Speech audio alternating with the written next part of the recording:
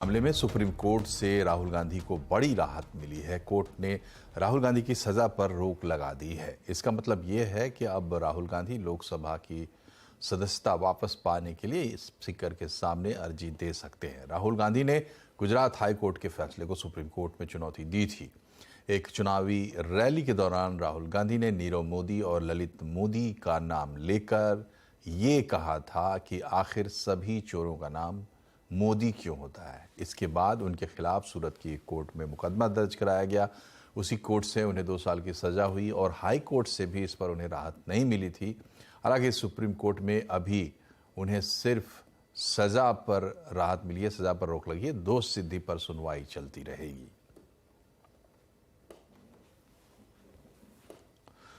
और राहुल गांधी ने supreme court के फैसले को सत्य की जीत बताया है। आज नहीं तो कल, कल नहीं तो परसों सच्चाई की जीत होती है। मगर जो भी हो, मेरा रास्ता तो क्लियर है। मुझे क्या करना है, मेरा क्या काम है, उसके बारे में मेरे दिमाग में बिल्कुल क्लैरिटी है। जिन लोगों ने हमारी मदद की और जनता ने जो प्यार और सपोर्ट दिया, उसके लिए मैं बहुत बहुत धन्यवाद करता हूं। कांग्रेस के नेता अभिषेक मनु सिंघवी का कहना है कि राहुल गांधी को जिस आधार पर अधिकतम सजा दी गई वो गलत था। कहा है कि भाई ये मॉरल टर्पिट्यूड भी है, अत्यंत गंभीर है, अत्यंत भर्त्सना योग्य ऑफेंस है। तो मैंने विनम्रता से कहा उच्चतम न्यायालय को कि माननीय न्यायाधीश साहब, आज तक हमने ये नहीं सुना कि जिस ऑफेंस का सबसे ज़्यादा मैक्सिमम पनिशमेंट 2 वर्ष हो, उसको मॉरल टर्पिट्यूड भी कह दो और गंभीर भी कह दो और भर्त्सना योग्य भी कह दो। फिर हमने बताया कि इस पूरे आईपीसी में जिसमें के सैकड़ों ऑफेंसेस हैं, उनमें 22 ऐसे प्रावधान हैं जिसमें सिर्फ 22 जिसमें सिंपल इम्प्रिजनमेंट है। उन 22 में से एक है ये प्रावधान मानहानि वाला। तो विधायिका ने तो कभी समझा नहीं इसको इतना गंभीर। आप जो याचक हैं, कंप्लेनेंट हैं, उन्होंने बहुत ज्यादा गंभीर बोल दिया और उसके ऊपर उच्च न्यायालय ने लिख दिया। तीसरा, ये बेलेबल है। इधर कांग्रेस के सांसद अधीर रंजन चौधरी ने लोकसभा स्पीकर से मिलकर राहुल गांधी की सदस्यता बहाल करने की मांग कर दी है। अभी सदन की अंदर जाना बाकी है।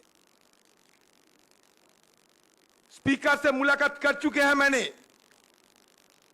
और स्पीकर साहब को दरखास्त भी की है, गुजारिश भी किए हैं कि जिस त्वरित गति से राहुल गांधी जी की बर्खास्त हुई थी, उस त्वरित गति से ही उनको दोबारा वापस लाना चाहिए। स्पीकर साहब ने मुझे कहा कि सुप्रीम कोर्ट से जो कागजात है, वो कागजात जल्द से जल्द हमारे हवाले कीजिए, बाकी हम क्या किया जाए देखते हैं। ज्ञानवापी में सर्वे को सुप्रीम कोर्ट ने भी हरी झंडी दे दी है। कोर्ट ने बिना किसी स्ट्रक्चर को नुकसान पहुंचाए सर्वे करने के लिए कहा है। सुप्रीम कोर्ट ने सर्वे रोकने की मुस्लिम पक्ष की याचिका को खारिज कर दिया है। इससे पहले कल हाईकोर्ट ने ग्रीन सिग्नल दिया था और इसके बाद सर्वे का काम शुरू हुआ। करीब 4 घंटे बाद नमाज के कारण आज थोड़ी देर के लिए सर्वे रोका गया और 3 बजे के बाद फिर से शुरू किया गया। कि ये पूरा जो सर्वे की एक्सरसाइज है, ये बिना स्ट्रक्चर को डैमेज किए हुए करी जाएगी, ये सबसे इम्पॉर्टेंट बात है। और वहाँ पे कोई एक्सकेवेशन नहीं होगा, ये दूसरी इम्पॉर्टेंट बात है। तीसरी बात, जो हमारी लीगल रिसर्च थी कि ऑर्डर 26 रूल 10A में सीपीसी के साइंटिफिक इन्वेस्टिगेशन का प्रावधान है और डिस्ट्रिक्ट कोर्ट ऐसा आदेश पारित कर सकती है और एएसआई इस देश की प्रीमियम और एक्सपर्ट बॉडी है। इन सारे तर्कों और तथ्यों के आधार पर मुझे लगता है डिस्ट्रिक्ट कोर्ट ने फैसला दिया था, जिसको ऑनरेबल इलाहाबाद हाई कोर्ट ने भी अपहोल्ड किया और आज ऑनरेबल सुप्रीम कोर्ट ने भी उस बात को अपहोल्ड किया है। संसद के दोनों सदनों में आज भी मणिपुर और दिल्ली संशोधन विधेयक पर विपक्ष का हंगामा जारी रहा। लोकसभा में विपक्षी सांसदों ने प्रधानमंत्री के बयान की मांग करते हुए नारेबाजी की। इस बीच रक्षा मंत्री राजनाथ सिंह ने इंटर सर्विसेज ऑर्गेनाइजेशन बिल पेश किया, जो लोकसभा से पास भी हो गया। आज IIM अमेंडमेंट बिल भी लोकसभा में पेश किया गया। इधर राज्यसभा में मणिपुर पर नियम 267 के तहत चर्चा के लिए RJD के मनोज झा और आम आदमी पार्टी के राघव चड्ढा ने सस्पेंशन ऑफ बिजनेस नोटिस दिया। वहीं राज्यसभा में leader of the house Piyush Goyal ने नियम 176 के तहत राजस्थान में महिलाओं पर बढ़ते अत्याचार के मामलों पर चर्चा की मांग रखी। सत्ता पक्ष के सांसदों ने इस मांग के समर्थन में नारेबाजी की। 176 पे राजस्थान के विषय में बहुत गंभीर वहां पे परिस्थितियां है, उसका भी हम चाहते हैं। आपने मणिपुर का एक्सेप्ट किया, 176 मणिपुर का लिस्ट भी किया था। हम चाहते हैं आप जल्द से जल्द राजस्थान के ऊपर भी बिजनेस आए। आज ही चर्चा होनी चाहिए, राजस्थान के ऊपर भी चर्चा होनी चाहिए। राजस्थान की समस्या बहुत गंभीर है। और अब बात करते हैं बाजार की। 3 दिनों की गिरावट के बाद आज बाजार में बाउंस बैक देखने को मिला। बाजार अच्छे ग्लोबल संकेतों के कारण बढ़त पर बंद हुआ। सेंसेक्स 481 अंक चढ़कर 65,721 पर बंद हुआ। निफ्टी 135 अंक चढ़कर 19,517 पर बंद हुआ। आज सबसे ज्यादा तेजी IT, बैंकिंग, फार्मा शेयरों में रही। वहीं PSE रियल्टी शेयरों पर दबाव देखा गया। बाजार में फिर से बाहर लौट आई है। बाजार में क्या होनी चाहिए आपकी रणनीति और आगे के लिए आपके मूव्स, बाजार में कहां है शॉपिंग के ऑप्शन, इन तमाम चीजों पर चर्चा शाम 7:57 पर आवाज अड्डा में। और जोमैटो के लिए ये साल शानदार रहा है। शेयर ने इस साल 60% से ज्यादा के रिटर्न दिए हैं। साथ ही पहली बार कंपनी मुनाफे में भी आ गई है। जोमैटो के टर्न अराउंड के बारे में बता रही हैं हर्षदा सावंत। पहली बार लिस्टिंग के बाद दरअसल कंपनी ने कमाया है मुनाफा और इसी मुनाफे का बेसब्री से मार्केट को इंतजार था। अब वो डिलीवरी आ चुकी है। याद रखिएगा कंपनी का जो इशू प्राइस था 76 रुपीज के ये आया था।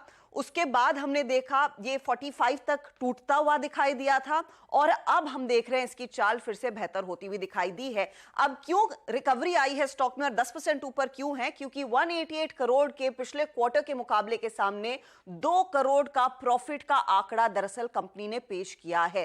साथ ही साथ अगर आप ध्यान दें जो इबिटा का घाटा है वो 226 करोड़ से घटकर सिर्फ 48 करोड़ पर आ गया। तो ऑपरेशनली वहां पर इंप्रूवमेंट देखने को मिल रही है।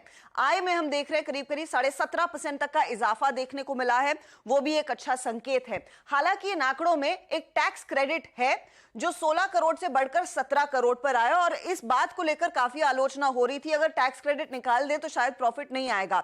लेकिन ध्यान रहे वो टैक्स क्रेडिट पिछले क्वार्टर में भी था, इस क्वार्टर में भी है। बस बदला यह है कि पिछले क्वार्टर मुनाफा नहीं था, इस क्वार्टर मुनाफा आया है क्योंकि ऑपरेशनली कंपनी ने परफॉर्मेंस अपना बेहतर किया है। वो परफॉर्मेंस कहां पर बेहतर होता दिखाई दे रहा है उन नंबर्स पर आएंगे। फूड डिलीवरी जो कंपनी का कोर बिजनेस है वहां पर अगर आप ध्यान देंगे इबिटा के पैमाने पर हर टिक के साथ हर क्वार्टरली जो प्रदर्शन कंपनी का देखने को मिल रहा है उसमें इंप्रूवमेंट ही नजर आ रही है। तो वो डेटा पॉइंट्स वो बार ग्राफ्स आपके लिए लेकर आएंगे कि पिछले 4 क्वार्टर्स में किस तरह का परफॉर्मेंस दरअसल कंपनी के फूड डिलीवरी इबिटा में बढ़ता हुआ दिखाई दिया है। दूसरी तरफ अगर कंपनी के मार्जिन्स देखें ये 6.8% पर आ गए हैं और यहां पर भी हमने देखा है क्वार्टर ऑन क्वार्टर बेसिस पर स्पेशली पिछले 3-4 तिमाहियों में इंप्रूवमेंट ही देखने को मिल रही है और यही वजह है कि जोमैटो की जो डिलीवरी है वो और भी बेहतर होती दिखाई दे रही है।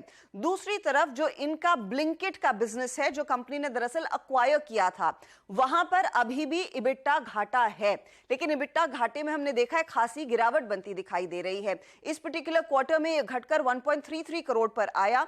वो डेटा पॉइंट्स अगर स्क्रीन पर आ जाएंगे वो ज्यादा बेहतर आपको समझ में आएगा, लेकिन ये कुछ पैरामीटर्स हैं जिसमें इंप्रूवमेंट देखने को मिली है। साथ ही साथ फूड डिलीवरी के आधार पर जो ग्रॉस ऑर्डर वैल्यू है आशीष उसमें करीब 11.5% तक का इजाफा है। ब्लिंकिट के ग्रॉस ऑर्डर वैल्यू में भी हमने देखा है करीब 4 से 5% तक की ग्रोथ देखने को मिली है। तो ऑपरेशनली ये नंबर्स में इंप्रूवमेंट आ रहा है वो साफ जाहिर है। दूसरी तरफ कंपनी ने कल अपनी कॉन्फ्रेंस कॉल में कहा कि अब यहां से हम मुनाफे में ही रहने वाले हैं। साथ ही साथ अगले कुछ सालों में 40% से ज्यादा की टॉप लाइन ग्रोथ का भी इन्होंने दरअसल भरोसा दिलाया है और वो कुछ फैक्टर्स हैं जो आज बाजार को पसंद आए हैं।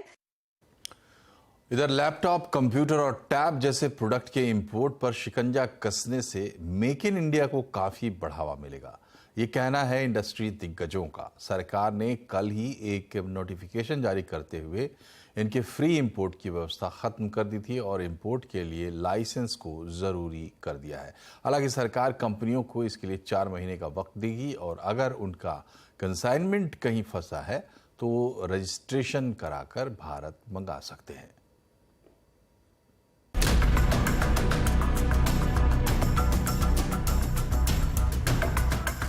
लैपटॉप, कंप्यूटर और टैब का घरेलू उत्पादन करने वाली कंपनियों को अब सस्ते इंपोर्ट की चिंता नहीं सताएगी, क्योंकि सरकार के नए कानून के बाद अब धड़ल्ले से इनका इंपोर्ट नहीं हो सकेगा।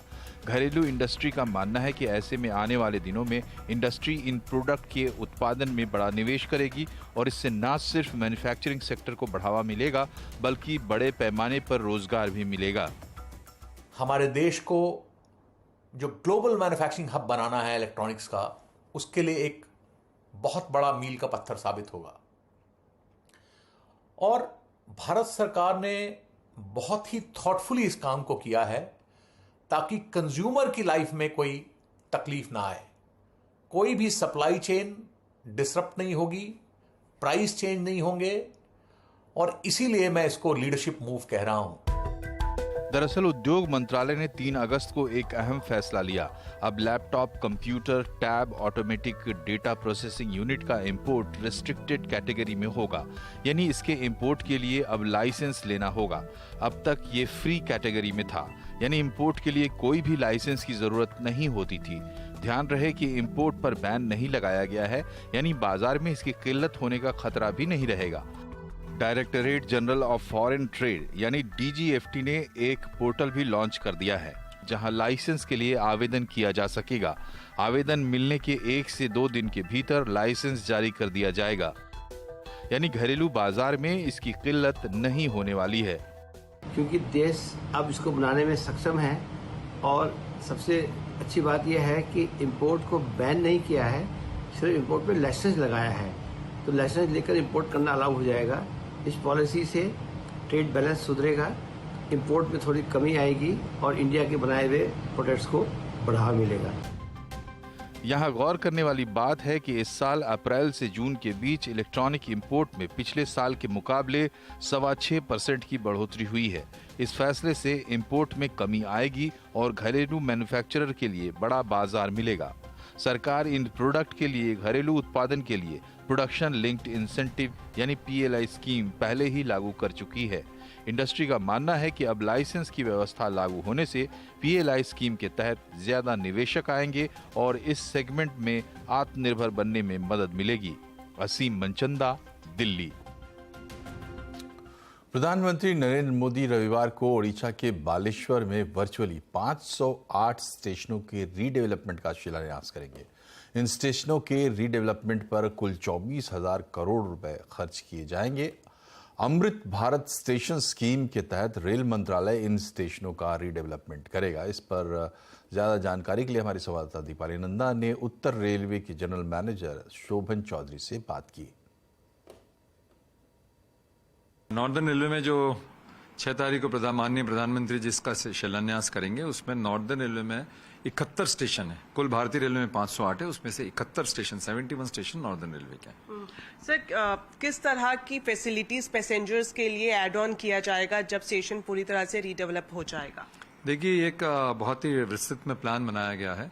आने वाले 30-40 साल को देखते हुए उस समय वहाँ पे क्या फुटफॉल होंगे, वेहिकुलर मूवमेंट कैसा होगा, उसको देखते हुए एक डिटेल में प्लान बना के, साथ ही साथ हर स्टेशन का जो कल्चरल हिस्टोरिकल बैकग्राउंड के है उसके हिसाब से इसकी फैसाड को डेवलप किया जाएगा। वेरी वाइड 12 मीटर वाइड के FOBs बनाए जाएंगे, रूफ प्लाजा बनाया जाएगा, एस्केलेटर लिफ्ट्स लगाए जाएंगे, प्लेटफॉर्म्स के सरफेस को इम्प्रूव किया जाएगा, कवर ओवर प्लेटफॉर्म जहां पे कम है उनको पूरी ट्रेन लेंथ कर दिया जाएगा। तो all kinds of facilities with modern signages, जिससे पैसेंजरों को स्टेशन पे किसी तरह की दिक्कत ना हो, वो सब प्रोवाइड की जाएगी। और ये हम लोग ने 71 स्टेशन नॉर्दर्न रेलवे में और कुल 508 स्टेशन भारतीय रेलवे में, जिसका कि शिलान्यास संडे के दिन माननीय प्रधानमंत्री के कर कमल के द्वारा होने वाला। और यहाँ एक छोटा सा ब्रेक, लेकिन खबरें भी और भी हैं, बने रहिए हमारे साथ। और फिर से आपका स्वागत है आवाज समाचार में। सोशल मीडिया पर अकाउंट बनाने वाले टीन एजर्स के लिए पर्सनल डेटा प्रोटेक्शन बिल बड़ी मुसीबत खड़ी करेगा। अब टीन एजर्स को किसी भी वेबसाइट पर अकाउंट बनाने के लिए माता पिता की इजाजत चाहिए होगी।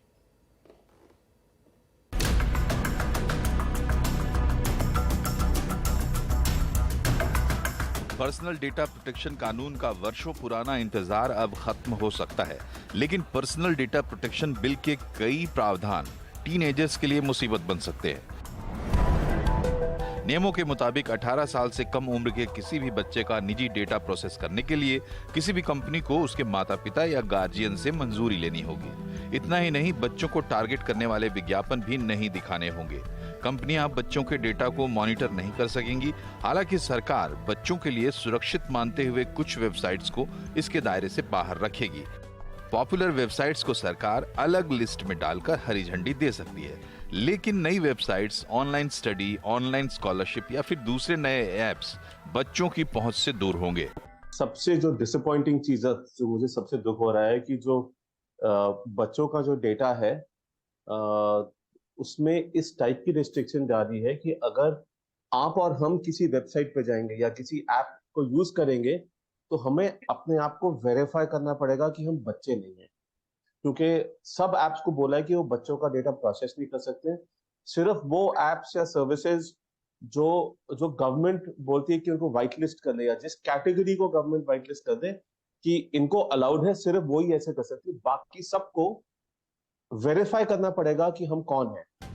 दूसरे देशों में सोशल मीडिया पर अकाउंट बनाने की उम्र 13-14 साल है, लेकिन इस बिल में अभी भी सरकार ने 18 साल से कम के बच्चों के लिए माता पिता की मंजूरी अनिवार्य रखी है। ऐसे में कोई भी नई वेबसाइट दफ्तरशाही में फंस सकती है। असीम मनचंदा, दिल्ली। मध्य प्रदेश के बुंदेलखंड में पानी की समस्या का निवारण करने के लिए बबीता राजपूत ने महिलाओं के साथ मिलकर पहाड़ को काटकर रास्ता बना दिया। बबीता के इस साहस को सलाम।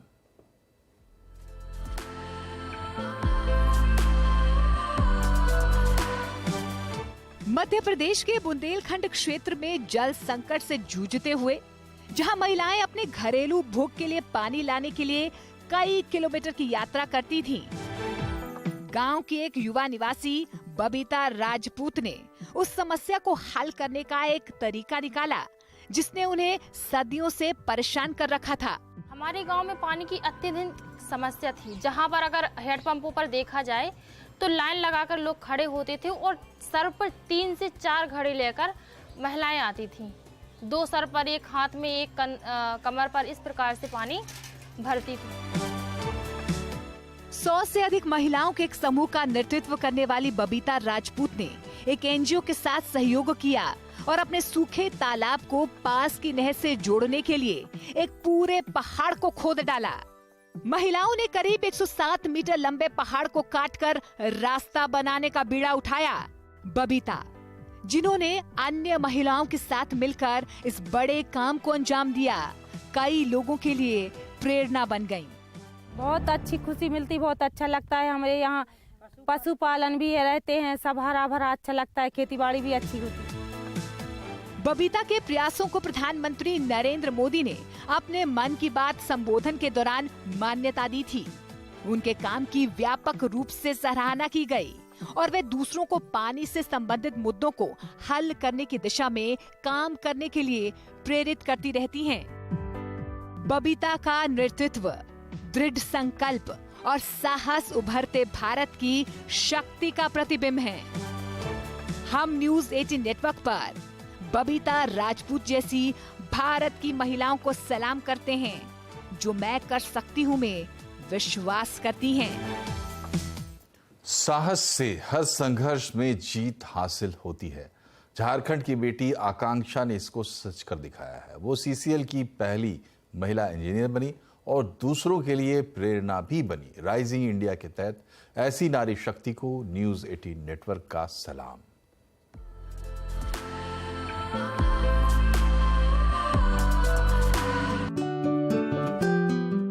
वे कहते हैं कि खनन की दुनिया पुरुषों द्वारा चलती है, लेकिन आकांक्षा कुमारी इसे गलत साबित करती हैं। 2021 में आकांक्षा कुमारी ने कोल इंडिया की पहली महिला माइनिंग इंजीनियर बनने का गौरव हासिल किया। हजारीबाग की रहने वाली बीआईटी सिंदरी से स्नातक आकांक्षा उत्तरी करणपुरा में चूरी भूमिगत खदानों में सहायक प्रबंधक के रूप में काम करती हैं। कोल इंडस्ट्री है ही ऐसा, हर दिन चुनौती है, पर कहते हैं ना, अगर एग्जाम्पल दे आपको कि गाड़ी चलाएंगे तो भी चुनौती है, क्योंकि सबका एक सिस्टम है। अगर उस एसओपी को फॉलो नहीं करेंगे, उस सेफ ऑपरेटिंग प्रोसीड्योर जो बना है हर चीज का, उसको फॉलो नहीं करेंगे तो वही चुनौती बड़ी चुनौती में बदल सकती है। तो इसी चीज को हम लोग ध्यान रखते हुए काम करते हैं कि वो दिन आए ही नहीं कि एक छोटी सी चीज बड़ी चीजें कन्वर्ट हो जाए। आकांक्षा के काम को उसके वरिष्ठों से प्रशंसा मिली है। पिछले वित्तीय वर्ष में कोयले का उत्पादन रिकॉर्ड 7 लाख मीट्रिक टन से अधिक बढ़ाने में उनकी महत्वपूर्ण भूमिका रही। सेल हेडक्वार्टर वाले जो अधिकारी हैं उनको भी आश्चर्य हुआ, और फिर जब जिद की तो उनका अपॉइंटमेंट चूरी अंडरग्राउंड में हुआ। और आप जानकर हम लोगों को भी खुशी हुआ कि इतनी हिम्मत वाली लड़की अंडरग्राउंड में काम करने के लिए आई। आकांक्षा भूमिगत खदानों में वेंटिलेशन विभाग से जुड़ी हैं और सुरक्षा और बचाव प्रोटोकॉल की भी देखरेख करती हैं। इस कठिन काम में अपने पुरुष सहकर्मियों के साथ कंधे से कंधा मिलाकर काम करते हुए आकांक्षा ने और दूसरी महिलाओं के लिए भी रास्ता बनाया है। इसी कड़ी में 2 महिला खनन इंजीनियर प्रशिक्षु के रूप में चूरी माइंस में शामिल हुई हैं। दिसंबर 2022 में ज्वाइन किया है। गेट का परीक्षा क्लियर करके हमने ज्वाइन किया था। हमें पता चला था कि आकांक्षा मैम जो यहाँ पहली अंडरग्राउंड में पोस्टेड माइनिंग इंजीनियर है वो भी यहाँ है, तो हमने भी सोचा कि हम भी चलते हैं। इंस्पिरेशन खींच रहा है। जी जी मैम, मोटिवेशन थी यहाँ सेंट्रल कोलफील्ड्स चुनने की। आकांक्षा कुमारी बाधाओं को तोड़ रही हैं और एक सच्ची ट्रेल ब्लेजर के रूप में काम कर रही हैं। और इसी के साथ बुलेटिन में फिलहाल इतना ही, लेकिन खबरों पर अपडेट रहिए, जुड़े रहिए CNBC आवाज से, ट्विटर, फेसबुक, यूट्यूब के जरिए। नमस्कार।